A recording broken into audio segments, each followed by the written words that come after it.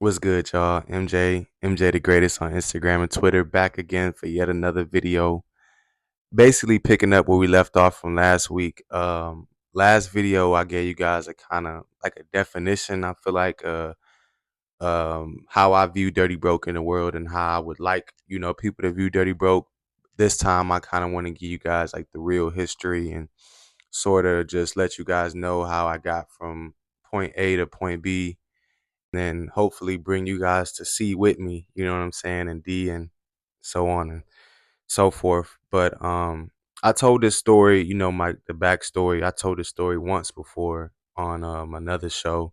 Shout out Country Time. Go check out Country Time podcast. Um but I think it's good, with starting up this channel and building up this community even more. I think more people need to hear the story and sort of just kind of get that background. So, before taking up too much time, let me get back into the story. So, um, I think this is before I kind of get into the story, I think this is a good piece of background just to remember as I'm telling the story. I never wanted a clothing brand. Like I never was one of those people that woke up and dreamed of having a clothing brand, having a clothing business, being a designer, being an artist really. Like I didn't view myself as that ever. But I will say I always viewed myself as a fashionable person. Like I always knew I had style. I always knew my style was unique. And I would get, confirmation of that from others too. So it wasn't just kind of like a airheaded kind of thing, but I knew I had a taste. I do think I do think taste is something that you're born with. I think you can acquire it, but I think that, takes a process, So I just want to preface with that because I know a lot of people have outright dreams of being a designer, being a creative, being an artist, but that wasn't my dream. It kind of got sent to me, and so now I guess I'll just jump into the story. So um, one day, where this is 2020, I'm just with my friend. We sitting there hot boxing. Y'all know how that goes. Some of y'all know how that go. Um, in a legal state. Me and my boy Chris, shout out Chris. We was just sitting there, hot boxing, and it just came to me. I looked to him, I turned to him, and I said, Dirty Broke. That's the brand. We got to do it. We got to start it.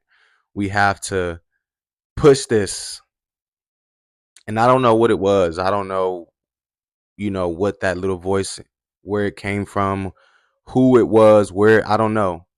But I know that it was real and I knew I felt it, and it was one of those insatiable things. Like once you think about it, you can't stop thinking about it. So that day, I knew I had to get started. I looked at Chris, I told him, I'm like, this is we gotta get started. And he was down, I was down, and from that day we got started. And I'm skipping around a little bit, but I gotta add a little bit more backstory just because I realized that this is also an important piece to go with that.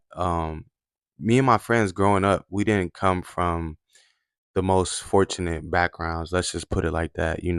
I think we all know some cliche of growing up and not having all the, resources or abilities to do everything you wanted to do, whether it was a new pair of shoes at Christmas or was a new jacket or things like that, whatever it was. Me and my group of friends, we didn't come from households that could just give us whatever we wanted on request or a snap of a finger. But what that did was make us very resourceful, very, very resourceful. And I think that's a lot of where my style came from, was just sort of taking the things that I had around me and making it work. And that's kind of how I explained to you guys in the last video of like where the definition of even Dirty Broke or the essence of it came from. Is just that. Is just how we grew up. We were kind of forced to live that way. You know what I'm saying? We didn't ever sulk about it or feel bad for ourselves. We just knew that's what we did. We were the kids that went to the thrift store and then got some pieces from the thrift store, and then went to the mall and bought a new piece from the mall. And now with the pieces that we got from the thrift store, the piece we bought from the mall, now we got 3 or 4 different outfits. You know what I'm saying? So it made us get in our bags a lot deeper than we would have maybe had to if we had the money to just go buy the new J's or whatever it was. You know what I'm saying? And so the reason that I could look to Chris and tell him like we got to do this is because we was already living like that. He understood that that lifestyle was something that could resonate with people around the world. It wasn't just in our city. You know what I'm saying? And not only think, I know that that's something that's universal. People scrap, people fight, people um are reaching for their goals everywhere. That doesn't just stop in the city. That doesn't just span to a state. You know what I'm saying? I knew that that was something that was global, and I guess that's why it came to me, because I knew that that was something that could be taken to a bigger stage and deserved to be. So yeah, I looked at Chris, I told him, and that from that day forward I got started. I think within like 2 weeks I had already had about a handful of designs that I kind of just I put them together. I thought they looked cool. Fast forward a couple days, a week, I think I had like 2 designs that I were like confident in. I put one on a hoodie and I put one on a shirt. I had a friend that did screen printing at the time, so it all kind of fell into place for me to begin. And this is also a good chance for me to speak on something that you kind of hear, but you don't know if it's real or not, and that's beginner's luck. I think beginner's luck is a real thing. I think it's a real concept. Um, I'll get into that maybe on my next video, because I think that's something that people often overlook, and I'm not going to overlook that. That's the point of this channel, is just to be candid and honest about my journey and everything that I've experienced. So, little sidebar, but just to say, everybody thought it was fire. It sold out very relatively fast, and I was excited. I thought, I'm on the ground running. Like, I got a successful design. Like, I'm a designer. I got a successful business, and I just thought, like, I did it. I thought I did it. I thought I was there. I thought I arrived. But that was just the start. Like, that was just the beginning. Like, that was the tip of the iceberg, if you know how they say. Um it was an exhilarating experience, because whenever you start out something new, it can be scary. But when you start out something new and it goes well, and it goes better than you think it could have ever went, you get really, really excited. But what comes after that is the pressure of delivering. I think that's a pressure that people don't talk about a lot or talk about enough, especially being a creative, a designer, an artist in any kind of way. When you make something that people like, there's instantly pressure to make something else that people like.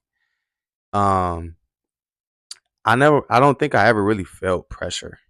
Um, in most things, I feel like I've always been able to be sort of cool, calm, and collected in most situations. So even when it came to the what's next, or what are you gonna drop next, or what are you gonna do now sort of thing, I didn't feel much pressure on it, but I knew that I loved what I was doing, and I knew that there was something next. I didn't know what it was yet, but I knew that there was something next. I knew I loved what I was doing. So that's when the real work, I would say, began for myself and Dirty Broke as the business to grow. I think was after that first run was already out and successful. I think that's when the real work finally began. So that was 2020. Ended the year off really, really well. Sold out that first collection, and I was just feeling really good about myself and feeling really good about the business. But the sort of blessing in disguise, I would say, didn't come until the next year, where I wouldn't call it a mistake. I think it would just, like I said, I think blessing in disguise is the right word to use. But simply put, I failed. I My next drop was a big drop. It was all female drop, and It was bold, it was ambitious. I had a very good photo shoot for it. The photo and promotional material came out great. The pictures came out great. The models were great. Like everything came together how I thought in my head it should look and be, except the actual product itself. You know what I'm saying? Being a young artist, creative designer, business owner, and operator, I was doing all these things by myself. So when I'm negotiating and speaking with Chinese manufacturers, not understanding, you know, different sizes, and I'm not understanding that women in China are shaped different from women in America and different cuts and different like I just coming into this, you know, lane, this scene raw and fresh and, you know, sort of green. It's a lot of things you don't know, a lot of little things you don't know, a lot of little things you won't get to understand until you go through it. And that's why I was sort of happy that I had this lesson early on in my running of the business, and I didn't have to run into this later on, because it kind of allowed me to pause for a second to realize that I don't have to rush and speed through everything. To also be fluid. You can have a plan, but it's okay for that plan to change. It's okay for that plan to change for the better. It's okay to sometimes scrap a plan and make a better one. Those were things that I didn't know early on starting a business. I wasn't okay with. If I had a plan, if I had a vision, I wanted to stick closely to that vision. I didn't want anybody to touch it or put their hands on it. And that was a lesson I had to learn was um